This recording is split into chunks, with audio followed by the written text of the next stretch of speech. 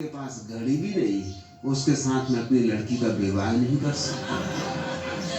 ओशो कहता है कि कल या परसों आप मेरे घर आ जाएंगे कि मुझे अपनी आप लड़की का हाथ दे दो, लेकिन मैं ये सोचता हूँ कि जिस बंदे के पास घड़ी तक नहीं है तो वो उसको मैं अपनी बेटी कैसे दे दूँ।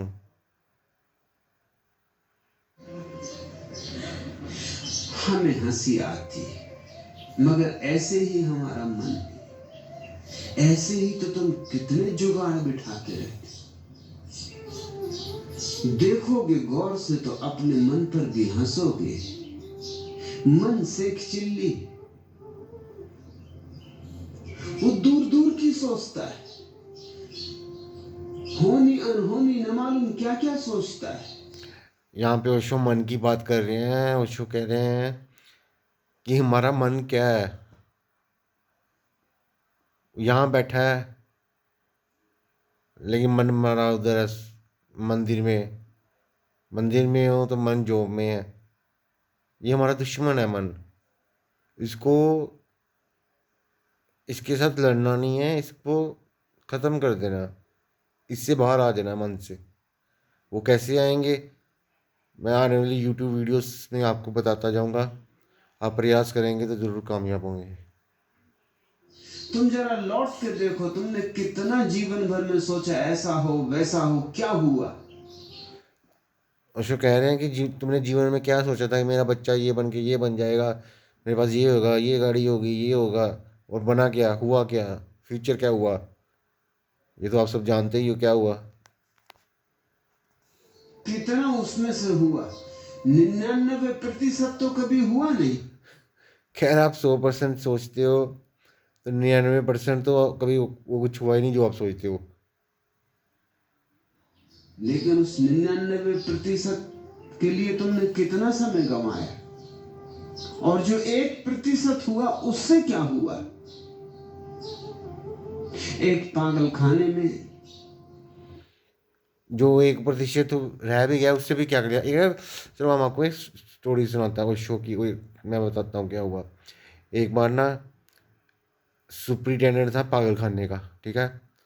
और ओशो उसके साथ ना, रिसर्चर था कोई, उसके साथ पागल खाने में गए वैसे ही रिसर्च करने के लिए। तो सामने ओशो देखता है कि एक पागल था, अपने बाल निचोड़े जा रहा था, कभी अपने कपड़े उतारता था फिर पहन रहा था, फिर उससे।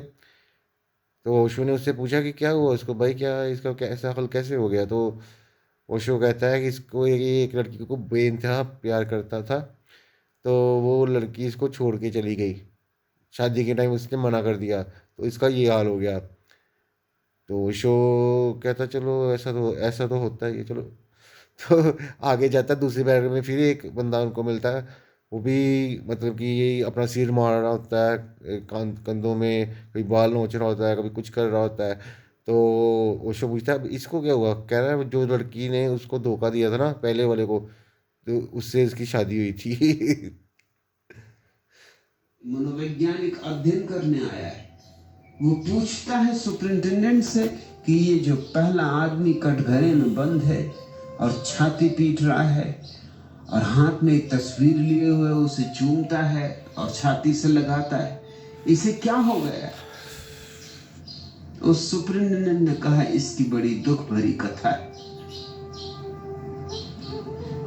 जिसकी ये तस्वीर लिए इस स्त्री को प्रेम करता था, विवाह करना चाहता था, लेकिन उस स्त्री ने इंकार कर दिया। तब से ये विक्षिप्त हो गया। बस उसकी तस्वीर ही अब इसका एकमात्र सहारा है। 24 घंटे उसी की धुन लगी। ये मजनू है, आधुनिक मजनू। लैला इसे मिली नहीं।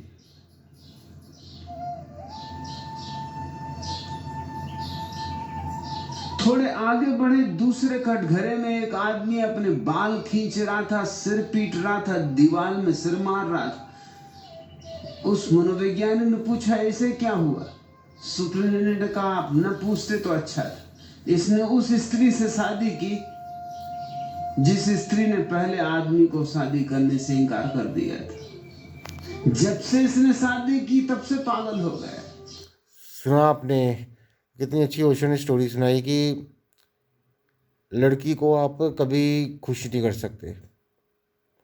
लड़की को बनाया रब ने ऐसा ही है कि वो आप जितनी मर्जी उस पर दौलत खर्च दो, लेकिन वो खुश ही नहीं होती। पता नहीं क्यों, वो दूसरे को तंग करती है। शायद मैं गलत हूँ, लेकिन आई डोंट नो, मैं because I am a boy and I don't know about much about girls, लेकिन वो तंग बहुत करती है। उस स्त्री ने इसे पगला दिया है। वो स्त्री इसकी जान खाए जा रही। एक विवाहित नहीं हुआ है इसलिए रो रहा है, सिर पीट रहा है। एक विवाहित हो गया है इसलिए रो रहा है और सिर पीट रहा है। और विवाह का बंदा शादी कराए या ना कराए, ये तो अपना डिसीजन होता है, लेकिन समझ नहीं आती कि बंदा मतलब कि शादी करनी चाहिए या नहीं करनी चाहिए। आप कमेंट्स में बताओ, क्योंकि शादी करने की भी एडवांटेजेस भी है, डिसएडवांटेजेस भी है, और ना करने की तो बहुत ही ज़्यादा एडवांटेजेस हैं। लेकिन वो असल में बात पता क्या है, बात ये है कि इंडिया में रूल है कि सिंगल मैन है ना, जो वो बच्चा नहीं अडॉप्ट कर सकता, लेकिन सिंगल सिंगल वूमेन कर सकती है, या फिर आप पेयर हो वो कर सकते हैं अडॉप्ट। तो इसीलिए मैं सोचता हूँ मैं शादी कर लूँ। ऐसा सारे जगत में घट रहा है। तुम पालोगे तो रोओगे। जिन्होंने पा लिया उनसे पूछो, उनकी आंखों में आंसू।